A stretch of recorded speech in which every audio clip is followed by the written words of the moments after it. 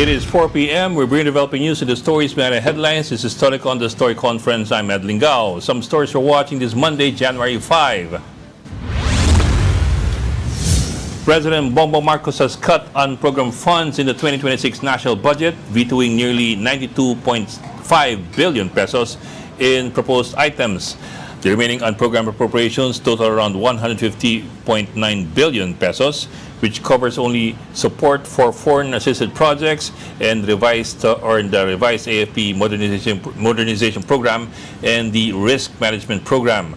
Marcos says the move ensures fiscal discipline and transparency and warned that unprogrammed funds must not be treated as backdoor spending.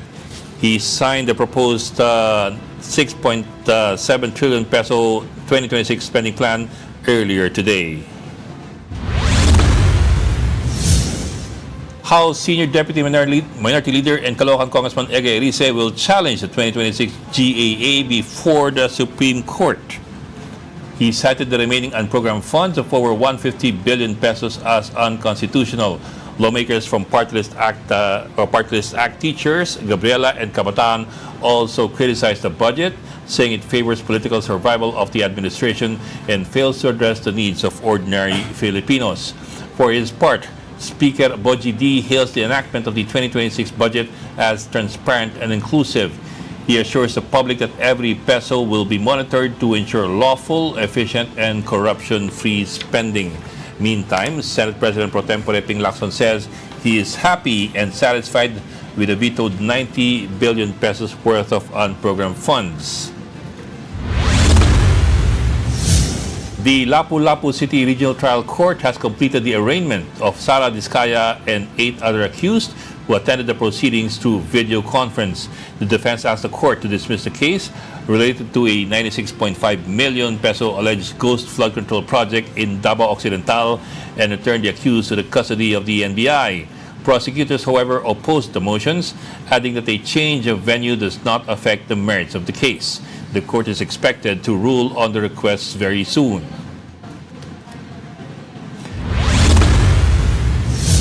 Former Senator Bong Revilla personally appears at the DOJ earlier today. That's to file a counter-affidavit against a new complaint linking him to alleged ghost flood control projects in Bulacan. Revilla's lawyer, Attorney Ramon Esguerra, says the complaint lacks basis and relies solely on lists provided by former DPWH officials, whom he described as unreliable witnesses. The former senator did not give a statement to the media, but his camp expressed confidence that the complaint will be dismissed due to insufficient evidence. Retired Air Force General and United People's Initiative convener Romeo Poquiz was arrested today at the Ninoy Aquino International Airport in Pasay City. He just arrived from vacation in Bangkok, Thailand. Poquiz was served with a warrant for inciting to sedition complaint in connection with his participation in the November 16 to 70 protest at the People Power Monument. He was taken to Camp Crame. And several Filipino lawmakers condemned the U.S. following its military strike against Venezuela. Senator Rizon Tiberos warns that it could encourage powerful nations to use force for their own interests and put other countries at risk. Senator Amy Marcos also cautioned that forcibly removing a foreign leader could breach international law and send troubling signals to the global community. Meanwhile, ML Party List Congresswoman Laila de Lima says that the move undermines decades of progress achieved to the UN. For his part, Akbayan Party List Congressman Percy Sendanya called the attack an illegal invasion that should give Filipinos a pause, especially after President Trump admitted interest in Venezuela's oil reserves. Venezuelan President Nicolas Maduro and his wife are now in U.S. custody over narco-terrorism and drug trafficking charges. And joining us today, ang ating paborito, siya lang naman kasi, ang ating political pandit. Walang iba. Walang iba. Happy Monday, Tito Rol Llamas. Happy Monday! Oh, di ba? Ikaw ba yung natraping yung araw? Hindi, okay lang. The first working day of 2026. Yeah. So, swabing-swabe ang iyong biyahe. Hindi ma-traffic. Hindi matraffic. Talin natin yung taga Paranaque kung siya natatraffic sa Paranaque. Ang ating kasamahan sa Philippine Star, si Editor-in-Chief Ami Pamintuan. Hi Ami. everyone, happy Monday. Kaya Happy hindi Monday. na traffic si Ronald, binuksan na yung EDSA. Oo nga pala. Hindi ako yung nagpabukas, ha? First day. Hindi ako yung nagpabukas. Talagang Hindi, pero binuksan lang. may impact yun doon sa ibang mga sa ibang mga kalye. Kasi minsan Kaya walang tumutugod-tugod traffic eh. ngayon. Si Ami, yun. hindi traffic si Ami, taga Paranaque yun eh. Walang kinalaman yun doon sa pinirmahan na budget. Ay nako. Puro reaction sa budget yung mga story. Except yung kay yung kay Trump. Mukhang next target niya Greenland. Alam mo, ewan ko nagbibiro mga Pilipino, pero may mga nagko-komento sa Facebook. Pero hindi ko malaman kung satirical sila o na ano na ba ginagawa ng mga gatsalyan? Bakit hindi sila umaangal na binobomba ng US ang Valenzuela? Valenzuela. Kaya tigil ako, yung mga piniprint namin, tinititigan ko mabuti, baka magkamali. Madali magkamali Baka sa ganun. Valenzuela, baka Valenzuela lumabas na. Pag nag-autocorrect yan. Ang panoorin nyo, yung Jack Ryan. No? Jack Ryan. Which Jack Ryan? Yung miniseries. Yung series? Nakalagay doon yung kwan. That was 2 years ago. Nakalagay doon yung template. Why they should invade Venezuela. Oh. The richest in gold, minerals, the richest in oil sa buong mundo. No? And not to mention, they have a thriving... Kaya pag nirepeat mo yun, magugulat ka eh. That was 2 years ago. And not to mention, this is more important, the Venezuela has a thriving beauty contest industry. Yeah. Oo, tinitrain maigi. Oh, baka yun ang Sabi dahilan nila talaga. kaya, Parang Pilipinas. isa daw yun sa interest. Baka yun talaga. Isa daw yun sa interest ni Trump. But yeah, Pero bumagsak ang crude oil crude prices, oil. world prices. Dahil inaasahan nila maglalabas ng crude oil ang Venezuela. kasi it's been under sanctions for a long time by the US eh. Kaya nga, Nung kaya panahon pa ni bumagsak Hugo ang prices Chavez. niya. Diba? Actually, si Maduro is the former speaker and former vice president of Hugo Chavez. Yeah. Diba? Yeah. He just took over nung namatay si Chavez in 2013. Ang tanong dyan, ano mangyayari? Will the US govern through a proxy? Oo nga eh. Paano si Machado?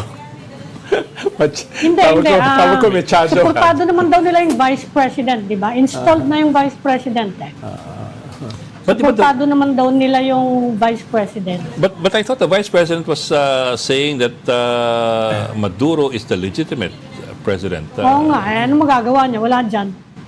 Di ba? But I mean, Tsaka, baka may arrangement na. Dahil lang sinasabi kasi sa isang article, ang nagbukas ng pintuan ay yung mga security mismo ni Maduro. so it was relatively Tapos, kaya ang nagdepensa lang talaga yung mga Cubans.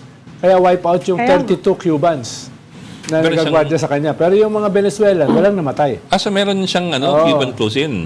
Oo, meron siya. Siguro wala siyang tiwala doon sa kanya mga Venezuelan. Pero magtatanong ka, walang Venezuelan na presidential guard ang namatay. Puro mga Cubans. 32 Cubans. Saka siya, he's a populist. Siyempre, sasabihin ng vice president directed yun sa mga supporter din ni Maduro. Pero, anong gagawin mo? Nakaupo ka na ron. Alam ka naman hindi mo patakbuhin yung gobyerno mo. Yung leader ng opposition, si Machado, tawag ko Machado. Oo. Parang ang tawag ni Trump, weak leader. Tawag sa kanya. Oo nga, ayaw niya yun. Ayaw niya yung vice president ang okay. Pero yun yung leader ng opposition. Si Machado. Si Maduro, when he was the foreign minister of Venezuela, siya yung nag-initiate ng closer ties with Russia, China, Cuba. And one more, Iran. Nandun yung may bisita siya na Chinese envoy. 1 day bago nilusob. Sabi nga nila, baka yun ang trigger. Pero matagal na kasi hinahanda yan eh. Hindi naman niya hinanda ng 1 day. Yeah. Oo nga.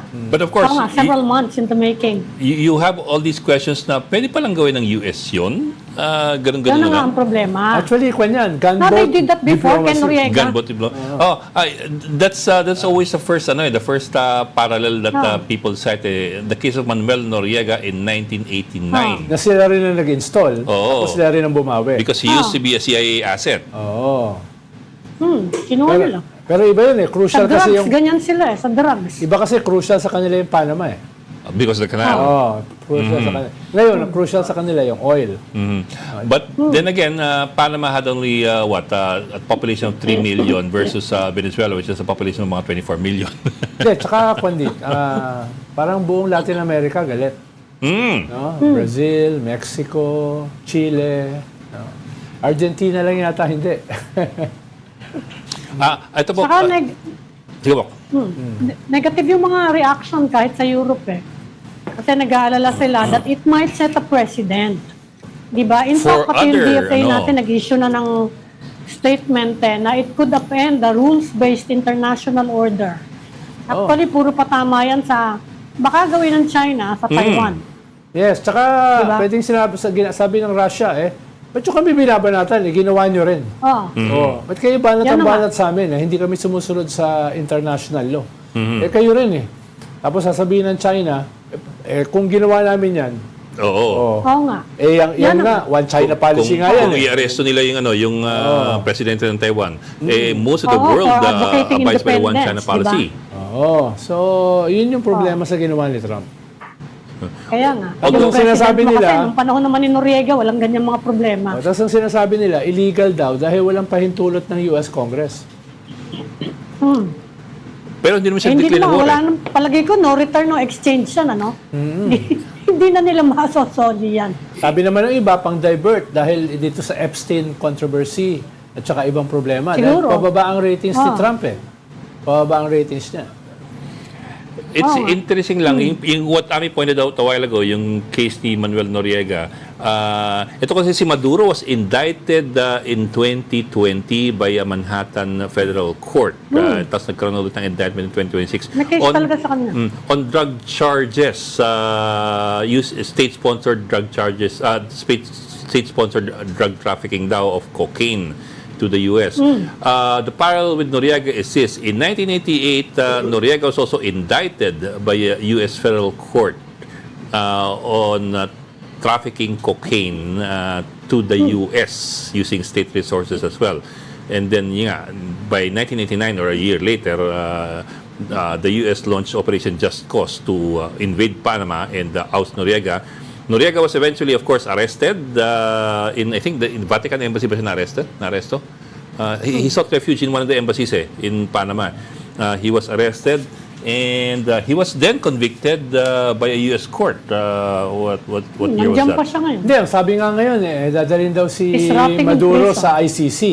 Ang sabi naman ng ICC, wala naman kami arrest warrant sa kanya. Oo, walang arrest warrant Sabi, pwede yung dadalhin dito. Oo, wala silang Hindi naman member ng ICCU US din, di ba? Yeah. Tapos, teka, si Noriega was convicted in 1992 and sentenced to 40 years by U.S. court, eventually being extradited to France and then to Panama where he died later on. Pero dito na natin guest. Yun naman yung guest natin? Kanina pa. Okay, sorry. Let's bring in our first guest for the day, Acting Budget Secretary Rolando Toledo. Secretary Toledo, thank you for joining us. Pasensya po. Yeah. Yes, good afternoon to everyone. Good afternoon, Ed, Ami, and Ronald. Good afternoon, Hi. Secretary. Good Hi, afternoon, Secretary. sir. Of course, everybody expected the signing today, January 5.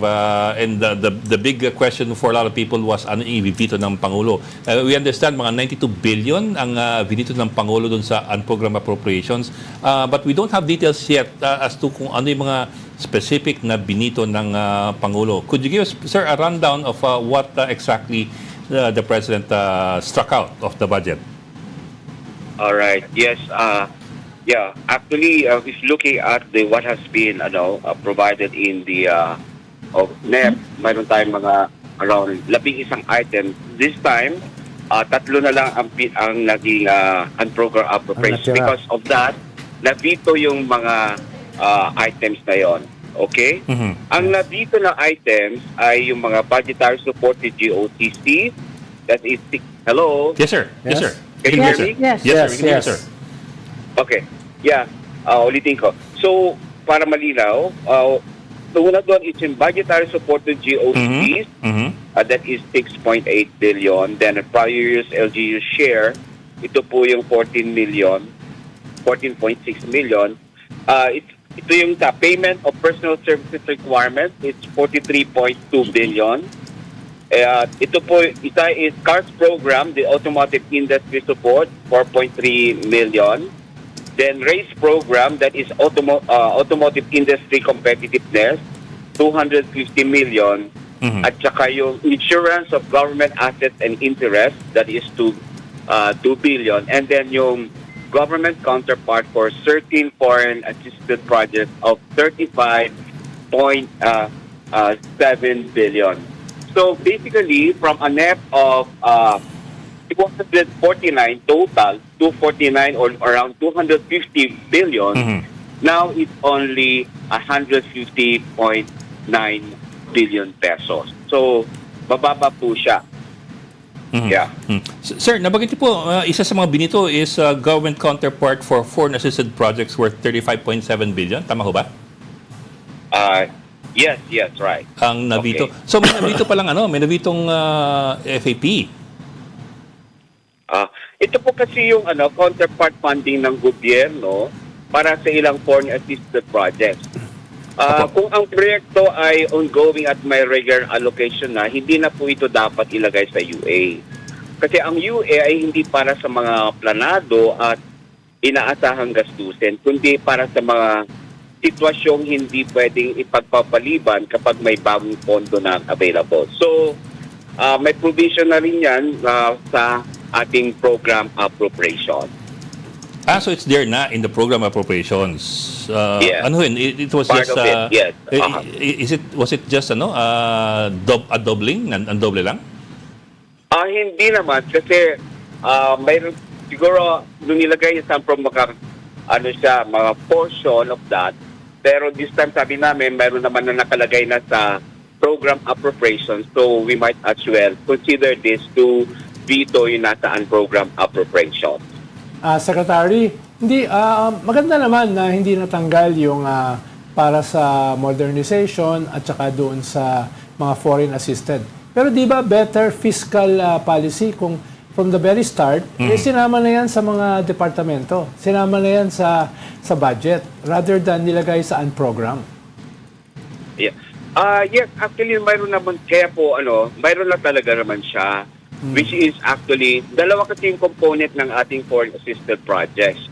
Yung loan process at saka yung counterpart funding ng government. Yung loan process po, mayroon talaga po siyang portion doon sa budget na po natin sa program appropriation and partial of the part of the counterpart funding ng ating gobyerno. Halimbawa, itong sa military modernization, ba't di na lang nilagay sa budget? Well, alam niyo po kasi ang mayroon naman nakalagay po sa sa program appropriations natin. That is around 40 billion nakalagay na po sa program ng ating PNP budget. Mayroon na rin po nakalagay diyan. These are just sabi ko standby fund para kung kinakailangan pang pondohan at kung may excess revenue, which will trigger the unlocking of the unprogrammed appropriation, then this is the time that we can release yung ating unprogrammed appropriation. Secretary, yung isa pang controversy diyan sa budget, yung mga tinatawag nilang soft pork barrel, yung mga ayuda. Ang sabi sa Malacanang ngayon, meron daw provision na dinagdag to ensure na walang role yung politicians in the aid distribution. Pero hindi lang naman yung role ng politician sa aid distribution yung nire-raise, kundi yung endorsement for Guarantees. access to the aid. Halimbawa, yung guarantee letters. Can you clarify kung ano yung provision na dinagdag na safeguard daw yon para sa ganyang mga concerns? Yeah. Tama yun.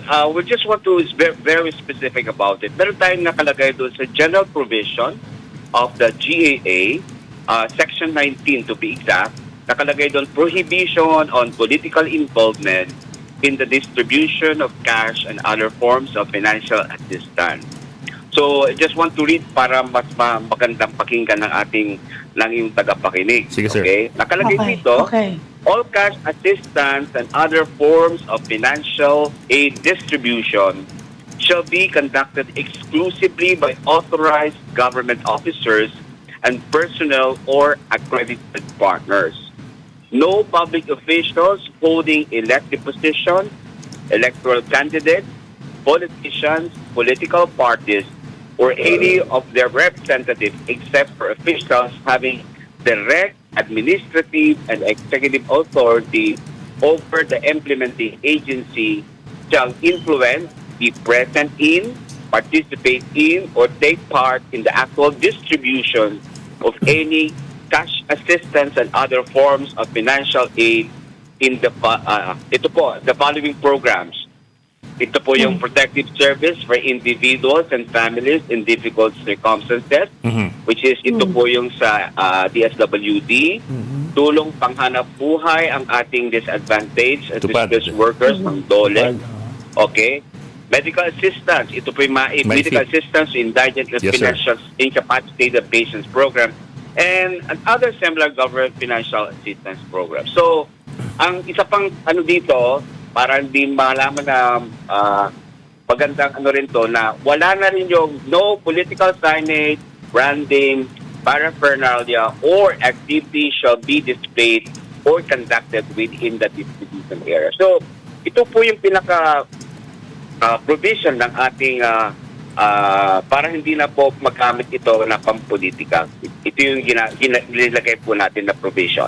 Secretary, may mga penalties ba nakasama yan? Dahil ito kasi mga politicians natin, kung walang penalties, baka hindi nila pansinin. No?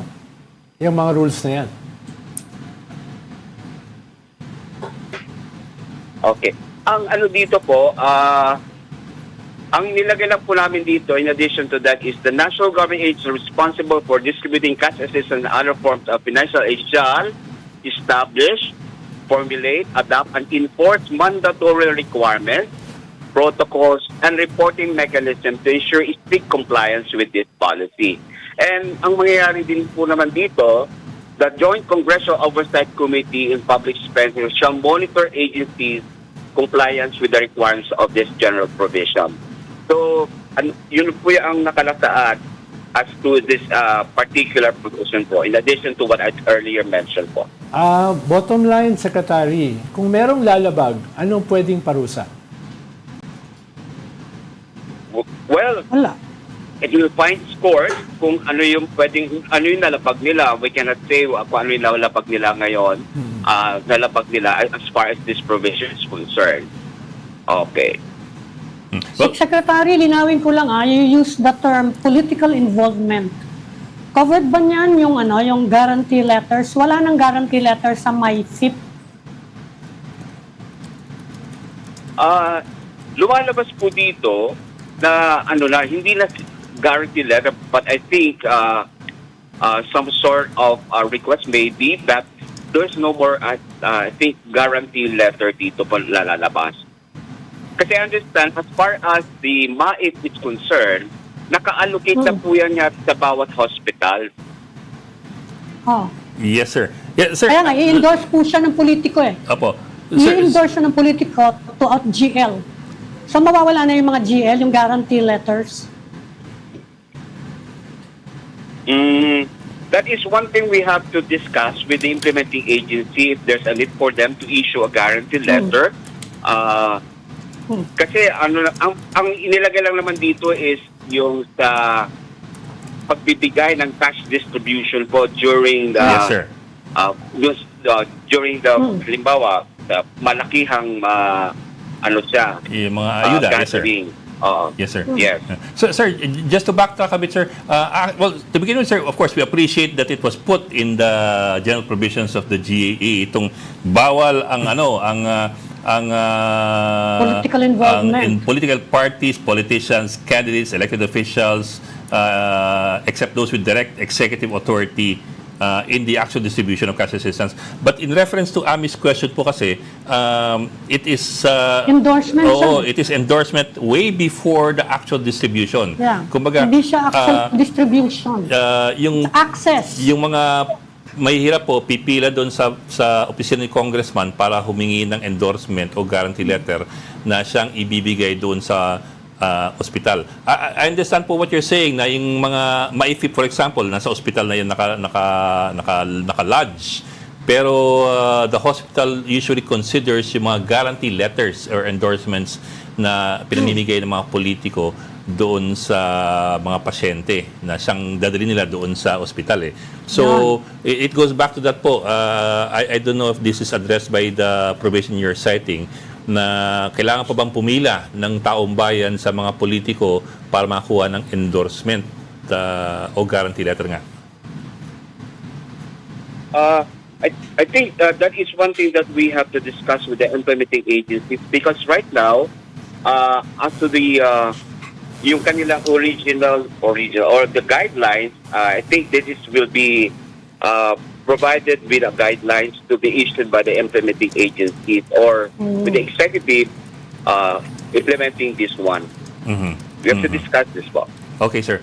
Also, sir, let me just add, I understand kasi even the DSWD had issued this kind of directive as well Yes. a year or two before pa, di ba? Hindi naman nasunod. Oo, na bawal ang mga politiko sa distribution. Pero distribution lang yun. Action. O AX, distribution lang yun. Bawal ang tarpaulin, bawal lang nasa entablado ang politiko. And we appreciate that. Pero yun nga the influencing or the politicization of the ayuda begins way before pa po way before the distribution of Endorsement. the ayuda. With endorsements. Yun po. Just to emphasize that point lamang po. All right. Yeah, we'll take note of those points that you raised. Yes, I think this will be discussed with the implementing agencies as to this general provision of the general appropriations for the 2026 as far as this prohibition on political involvement in the distribution of cash and other forms of financial assistance. Yes, sir. Okay. Yes, sir. Sir, tapos dako ko ng konti. Dun sa I have to bring this up kasi there was a PCIJ story before on the issue of allocables. Now, I understand po that's the DPWH which computes yung tinatawag na allocables sa bawat distrito, not the DBM. It was, in fact, former DPWH Undersecretary Cathy Cabral who came up with the allocable formula. I'm wondering lamang po kung ano yung papel ng DBM when it comes to deciding or determining kung gaano kalaki ang allocation sa NEP ng, for example, ng distrito ng congressman and so on down the line. Kasi in the end po, di ba, it's the DBM that puts together the NEP based on the recommendations of the departments. How does the DBM decide which district gets the lion's share, for example, of infrastructure projects? Okay. Actually, the distribution or the allocation, that is, we defer that to our agencies into determining the allocation of the programs and projects, but we are not specifically privy of the distribution of the allocation by district. Ang nakakaalam po niyan, yung ating Department of Public Works and Highways. Because I understand they are using a formula in terms of determining how much will be given to each specific district or specific area. So we are not actually, because ang darating na lang sa amin dito is the proposal as to the PAPs or sub-programs, but as to the listing po, although mayroon na po yan, sila may na-allocation formula ang ginagawa ang understand from the DPWH. Pero sir, hindi ho ba yung DBM ang deciding agency or am I putting too much on your plate? Is it the DBM that makes the decision, the final decision na ito dapat, ganito kalaki dapat yung para sa isang distrito, or is it talagang DPWH Alin ho ba? As to public works, yes, DPWH, but because that is my... alam niyo po kasi ang process po natin ng rather preparation of the budget. Meron tayong tinatawag na consultation sa Yes, sir. ginagawa din po Yes, ng sir. bawat ahensya. So based on that consultation, I understand the same thing with the formula and the basis for them also based on their priorities, din po sila nagbabase ng kanilang mga allocation and even determination how much will be allocated to specific programs for flood control, roads and bridges, and other priority programs of the different departments and agencies. Okay. Okay, Secretary, isa na lang yung my SIP in particular, halos dumoble siya from the proposal of the executive, dinagdagan ng Congress. Meron bang binito si President Marcos sa mga ayuda? Any amount or any item? Okay. Doon sa sa mga ayuda, wala pong nabito. What was only vetoed is under the unprogrammed appropriations, the one we discussed earlier on. So yun lang po ang nabito na mga items in the budget, but basically it's under the unprogrammed appropriations. Wala po sa program. So if you're asking kung may nabito as far as the ayuda, wala pong nabito. Okay. So sir, talagang completely unprogrammed appropriations lang po yung nagalaw? Wala na iba? Yes, Ed. Yes, tama ka. Okay. It's a challenge daw po yan sa Supreme Court. i-challenge Any po. reaction? It's a challenge daw po sa Supreme Court ni Edgar Erice. Alin po, ma'am? Yung unprogrammed appropriations ninyo, kasi yun ang sabi niya na binawal na daw yan ng Supreme Court. So he will take it to the Supreme Court. May reaction po kayo? Any comment? Well, as far as the program appropriation is concerned, okay, gusto lang po namin linawin na ang program appropriation is just a standby authority lamang na maaari lamang gamitin kapag may malinaw na at legal na kondisyon na tupad gaya ng pagkakaroon ng extra revenue o loan at pagsunod sa may higpit na patakaran at validation. So, kung ito po ay sinasabi nating actually po, this was approved by Congress also, except that even we vetoed it. Okay? Kung mismong Kongreso po ang nag-propose and nag-ratify, but kami on the part of the executive, we even, na-veto yung portion of those unprogrammed appropriations. Sa katunayan nga po, itong program appropriations for 2026 is the lowest before 2019, wherein it stood at 197 before, tapos that increase in 2020 to 216, then nag-decline na rin siya to 176 in 2021. In 2022, tumaas uli ng 251, and then 807 in 2023, followed by 731 in 2024, and in 2025, it was substantially reduced to 363.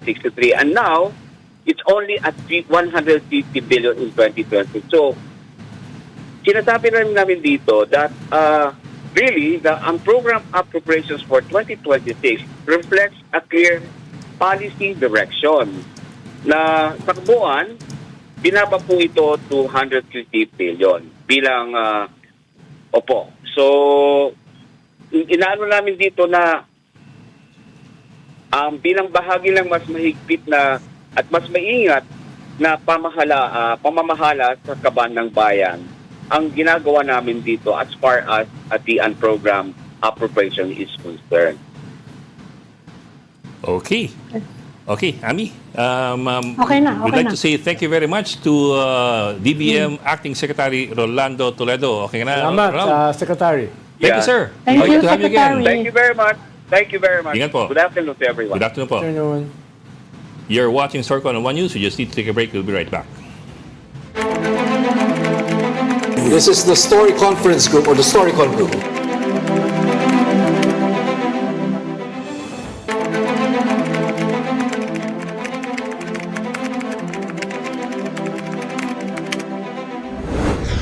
We've got developing news in the stories behind the headlines. Welcome back to Storycon, the Story Conference. I'm Ed Lingao, and of course with us, Ami Pamintuan ng Philippine Star, and Rol Llamas, our prized political pundit. Prize talaga. Prize P-R-I-Z-E-D. Hindi P-R-I-C-E-D, ha? Okay, just to be sure. Mga editor kasama ko dito baka masita tayo Also joining us this afternoon is Bicol Saro Party List Congressman and Public Accounts Committee Chairman, Congressman Terry Ridon. Sir, magandang hapon and welcome back to Storycon. Magandang hapon, maraming salamat sa pag-imbita. Ay, good afternoon, Kong. Sir, maraming yung tanong ranging from the budget to the pabaon. I'll start off with the pabaon first. Yung napag-usapan namin nung Friday with si Congressman Toby Chanco in reference to yung sasabi ni Libiste, ni Congressman Libiste, na meron daw 2 million pesos na Christmas bonus ang mga congressmen. When we talked to Toby Chanco nung Friday, yung sabi ni Toby, hindi naman talaga kakaiba. 3 times daw. Break bonus. It's a break bonus of sorts. Every time nagbe-break daw ang Congress, whether it's Undas, Christmas, or Holy Week, merong, hindi rin niya alam ang pangalan, pero we just called it break bonus na lang. It's given daw to the congressmen as far as he know, as early as 2010 when he first became congressman. And the reason daw being, para daw may panggasto sila when they go to their constituencies. But could you tell us, from what your recollections are, what exactly is this and what is it for and how is it liquidated or accounted for? Tsaka Kong, balato naman. Hinahanap ko nga yung bonus, hindi ko mahanap. Wala saan yung bonus. Well, sir, maybe let's not call it a bonus kasi it does get confusing when we put labels You know, everything else, no, like outside of salary, as far as I'm concerned and as far as most of the members are concerned, are maintenance, operating expenses for the offices, for the activities, for their programs outside of Congress. No? So, I think that needs to be very clear. And tama si Congressman Chanco, even as far back as 2013, my first time in Congress, meron na pong mga ganyan pong mga kaperahan. And again, to be very clear, this does not constitute as salaries of congressmen. It is not a vacation kitty after every session.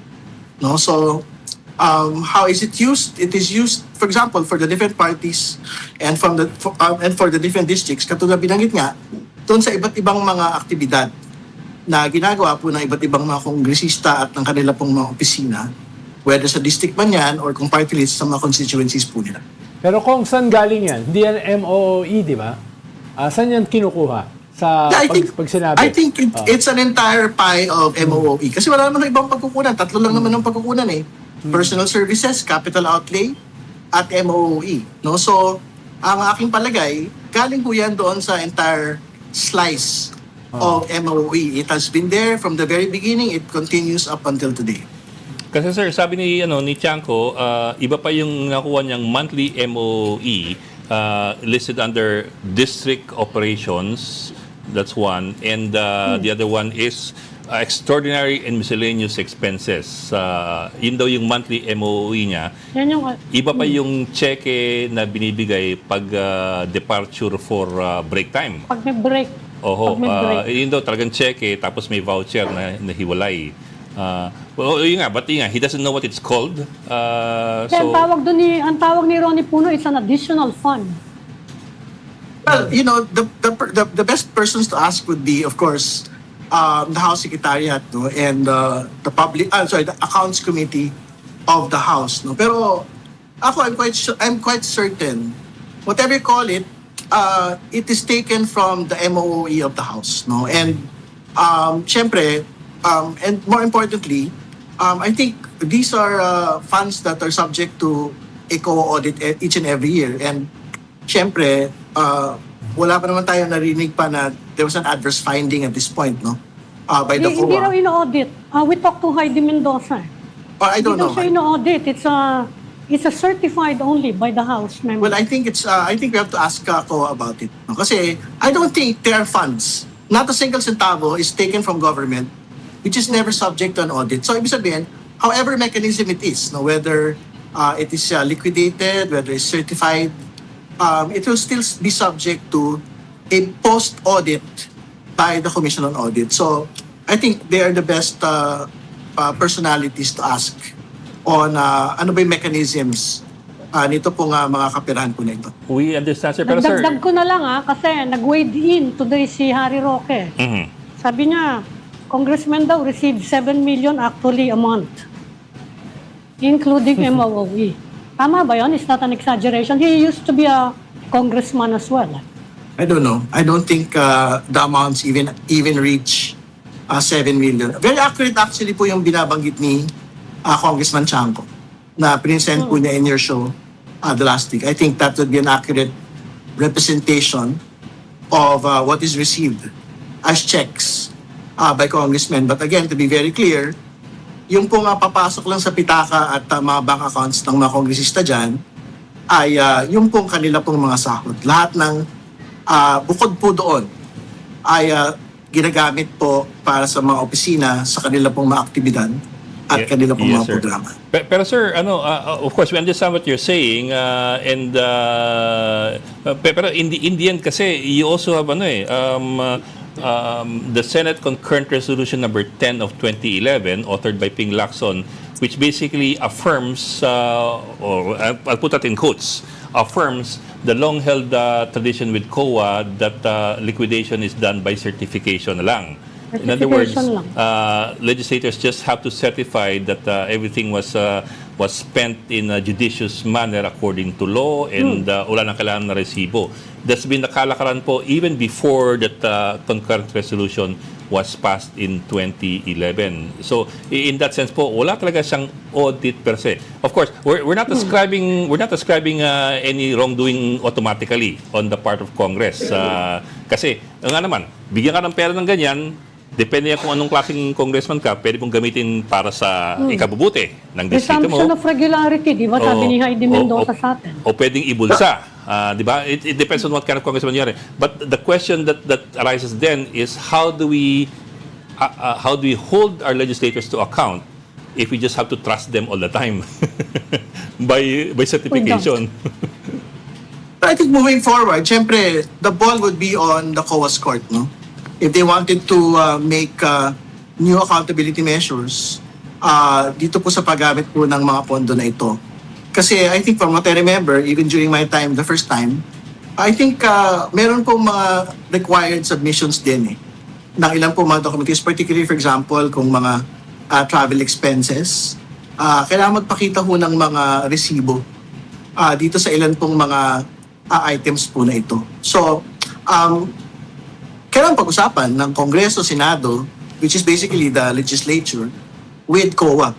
Ano ho ba yung more transparent, more accountable mechanism that we can actually undertake as we use these funds. And again, katulad ng binanggit, and to be very clear, hindi rin totoo na this is not subject to audit. Ibig sabihin, kasi baka we don't want to give the impression na kinalimutan na lang lahat yan. Actually, lahat po yan dumadaan sa kanila pa rin pong post-audit procedures for the House and most definitely for the Senate. Yes. So kung gusto ng COA na i-tighten yung rules sa fund utilization ng Congress, will it require legislation o pwedeng gawin lang ng COA on its own, yung new rules? Well, independent body yung COA, no? So, Yeah. if they wanted to do a stricter rule on the use of these particular funds on MOOE, I think it's something that they can actually undertake as an independent legislation, constitutional body.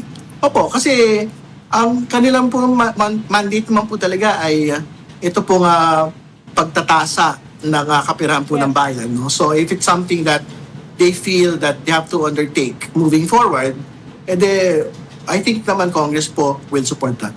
On a different note, Kong, nag-usap na kayo ni Congressman Libiste? Hindi ko kinakausap yun.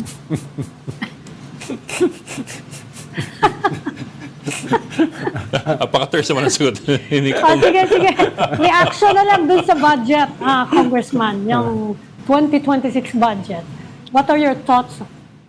Well, the President vetoed particular sections of unprogrammed appropriations and actually, matindi ho yung obliteration po ng particular line items doon. No? Particularly po, yung sagip.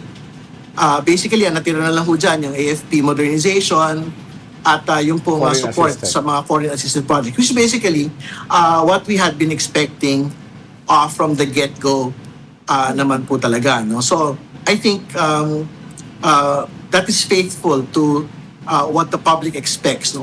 Obviously, syempre, meron pa rin yung mga kababayan tayo na, and of course, House members that would want to see the entirety of UA removed no, from each and every budget. So, malaya naman ho sila. Like, I understand that one of our minority colleagues, Congressman Erice, will go to the Supreme Court to challenge it.